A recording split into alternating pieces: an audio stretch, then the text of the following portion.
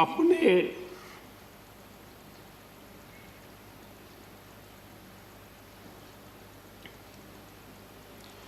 परिवार के सदस्य की चिंता करें,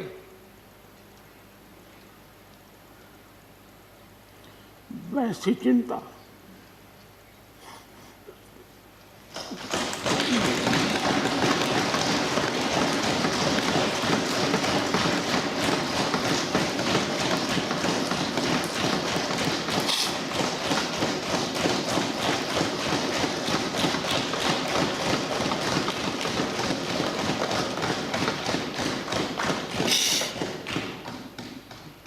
आदरणीय सभापति जी,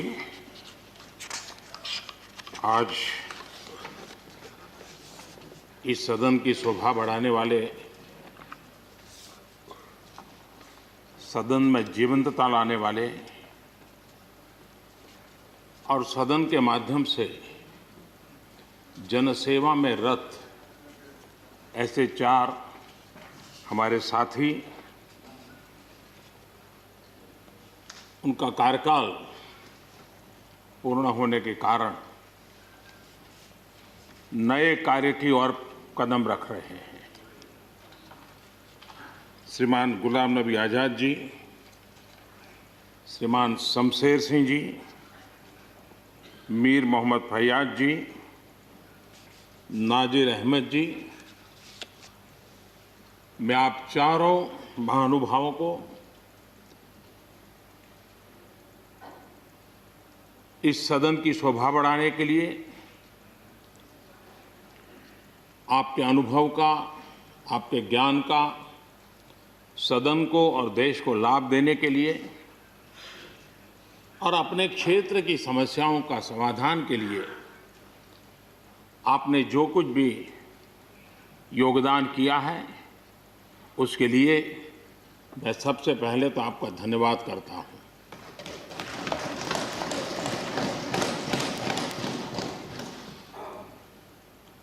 मीर मोहम्मद जी और नाजिर अहमद जी, ये दोनों ऐसे साथी, सदन में शायद उनकी तरफ बहुत कम लोगों का ध्यान गया होगा, लेकिन कोई भी सत्र ऐसा नहीं होगा कि जिनके साथ मुझे मेरी चैम्बर में बैठ कर के अलग अलग विषयों पर सुनने का, समझने का मौका न मिला। इवन कश्मीर की भी बारीकियां जब उनके साथ बैठता था, कभी कभी तो वो परिवार के साथ भी आते थे, इतने अनेक पहलू मेरे सामने रखते थे, वो मेरे लिए भी बड़ा एनलाइटनिंग रहता था। तो मैं हमारे इन दोनों साथियों का, जो मेरे साथ व्यक्तिगत रूप से नाता रहा और जो जानकारियां मुझे वो मिलती थी, मैं उसके लिए उनका हृदय से आभार भी व्यक्त करता हूं। और मुझे विश्वास है कि उनका कमिटमेंट और उनकी क्षमता, ये दोनों देश के लिए और विशेष करके जम्मू कश्मीर के लिए काम आएगी। देश की एकता, देश के सुख शांति वैभव को बढ़ाने में काम आएगी, जब मुझे पूरा विश्वास है। हमारे एक साथी शमशेर सिंह जी, अब तो याद भी नहीं रहा कितने सालों से मैं उनके साथ काम करता रहा हूं, क्योंकि मैं संगठन की दुनिया में का इंसान रहा, इसी क्षेत्र में मैं काम करता था। कई वर्षों तक जम्मू कश्मीर में भी काम करने का मौका मिला। तो मेरे साथी कार्यकर्ता के रूप में कभी एक स्कूटर पर ट्रैवल करने का मौका मिलता था। बहुत छोटी आयु में जो इमरजेंसी में जेल में गए, उसमें शमशेर सिंह जी थे। और इस सदन में शमशेर सिंह जी की उपस्थिति 96% है। ये अपने आप में, यानी जो दायित्व जनता ने उनको दिया, उसको बिल्कुल 100% निभाने का प्रयास। मृदुभाषी हैं, सरल हैं, और मुझे विश्वास है कि जम्मू कश्मीर से रिटायर होने वाले 4 आदरणीय सदस्यों के लिए उनके जीवन का यह कार्यकाल सबसे उत्तम कार्यकाल है, क्योंकि इतिहास ने एक नई करवट बदली है और जिसके वो साक्षी बने हैं, सहयात्री बने हैं, ये उनके जीवन की बहुत बड़ी घटना है। श्रीमान गुलाम नबी जी, मुझे चिंता इस बात की है कि गुलाम नबी जी के बाद इस पद को जो संभालेंगे उनको गुलाम नबी जी से मैच करने में बहुत दिक्कत पड़ेगी।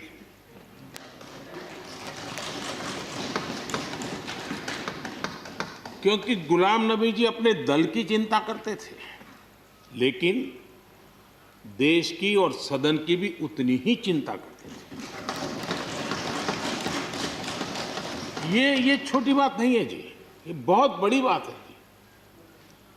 वरना अपोजिशन के लीडर के रूप में अपना दबदबा पैदा करना, ये सब मोह किसी को भी हो सकता है, लेकिन उन्होंने सदन से, मैं शरद पवार जी को भी इसी कैटेगरी में रखता हूं, वे सदन की और देश की चिंता को प्रायोरिटी देने वाले नेताओं में से रहे। गुलाम नबी जी ने बखूबी इस काम को निभाया है।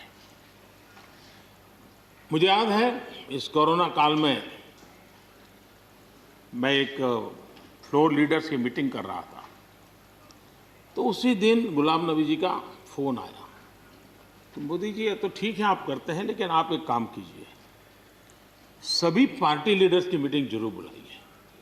मुझे अच्छा लगा कि उन्होंने पार्टी लीडर्स के साथ, सभी पार्टी अध्यक्षों के साथ बैठने का मुझे सुझाव दिया, और मैंने उस मीटिंग को किया भी।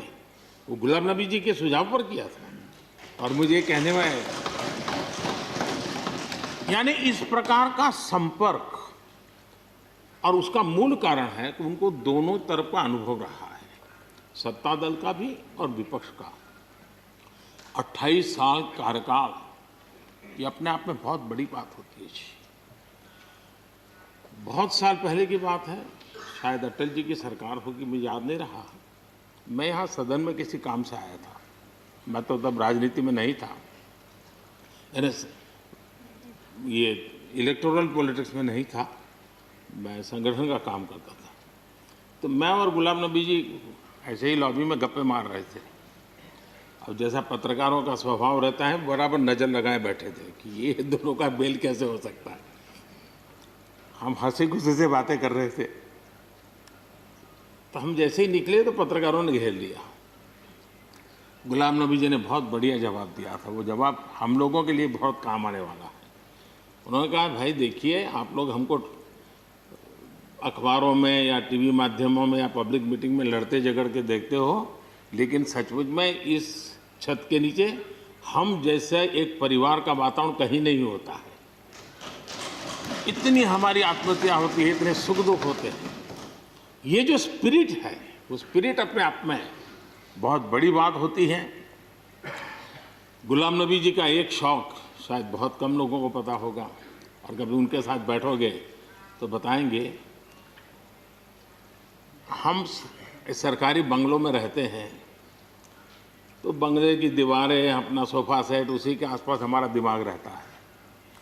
लेकिन गुलाम नबी जी ने उस बंगले में जो बगीचा बनाया है, यानी एक प्रकार से कश्मीर की घाटी की याद दिला दे, ऐसा बगीचा बनाया है। और इसका उनको गर्व भी है, वो समय देते हैं, नई नई चीज़ें जोड़ते हैं, और हर बार जब कंपटीशन होती है तो उनका बगलो नंबर 1 ले आता है।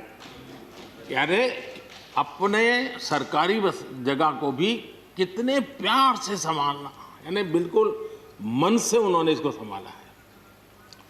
जब आप मुख्यमंत्री थे, मैं भी एक राज्य का मुख्यमंत्री के नाते काम करता था, हमारी बहुत गहरी निकटता रही उस कालखंड में।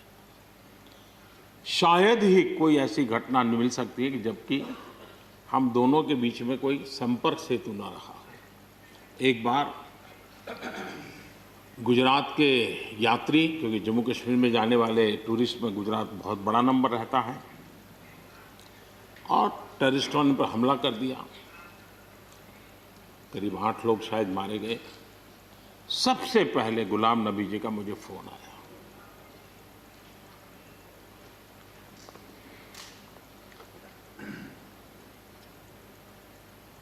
और वो फोन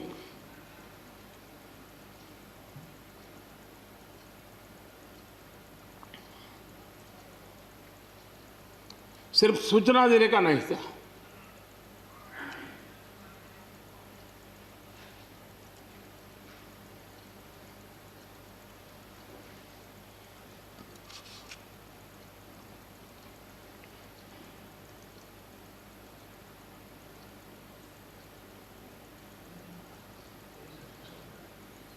उनके आंसू रुक नहीं रहे थे। फोन पे उस समय प्रणब मुखर्जी साहब डिफेंस मिनिस्टर थे।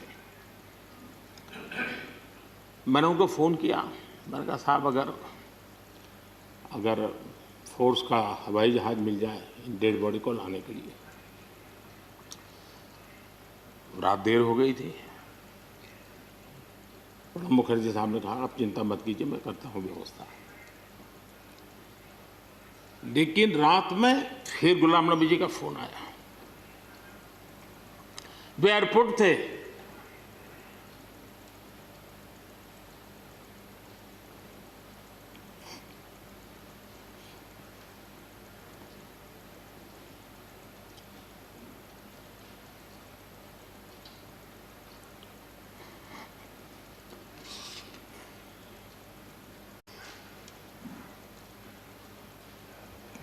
एयरपोर्ट से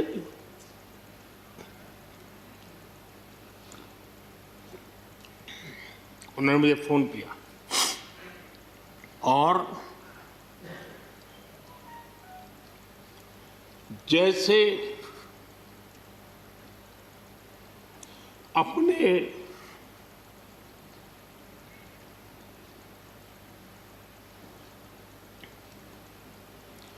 परिवार के सदस्य की चिंता करें,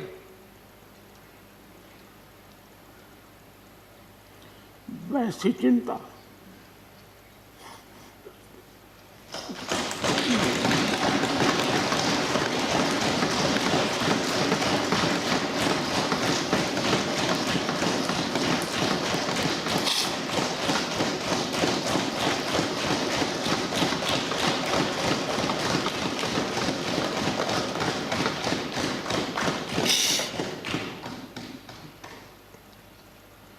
पद, सत्ता जीवन में आती रहती है, लेकिन उसे कैसे पचाना,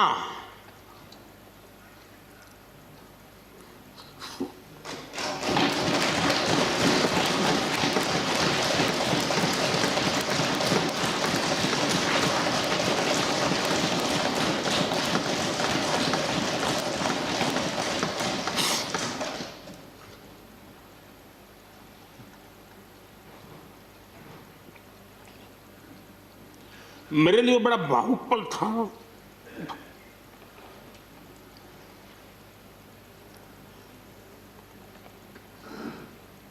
दूसरे दिन सुबह फोन आया कि मोदी जी सब लोग पहुंच गए।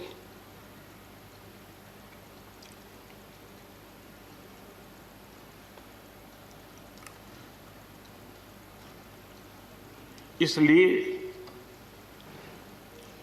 एक मित्र के रूप में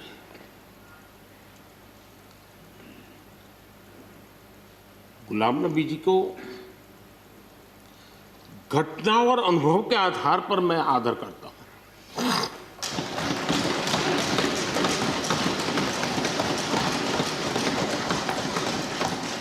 और मुझे पूरा विश्वास है कि उनकी सौम्यता, उनकी नम्रता, इस देश के लिए कुछ कर गुजरने की उनकी कामना, वो कभी उनको चैन से बैठने नहीं देगी।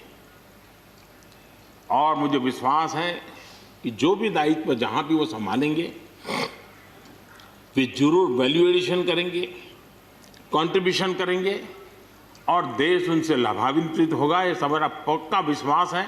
मैं फिर एक बार उनकी सेवाओं के लिए आदरपूर्वक धन्यवाद करता हूं और व्यक्तिगत रूप से भी मेरा उनसे आग्रह रहेगा कि मन से मत मानो कि अब आप इस सदन में नहीं हो। आप के लिए मेरे द्वार हमेशा खुले, इन चारों माननीय सदस्यों के लिए खुले हैं। आपके विचार, आपके सुझाव, क्योंकि देश में सब बहुत ज़रूरी होता है। ये अनुभव बहुत काम आता है, मुझे मिलता रहेगा, ये अपेक्षा मैं रखता ही रहूँगा। आपको मैं निवृत्त होने नहीं दूंगा। फिर एक बार बहुत शुभकामनाएं, धन्यवाद।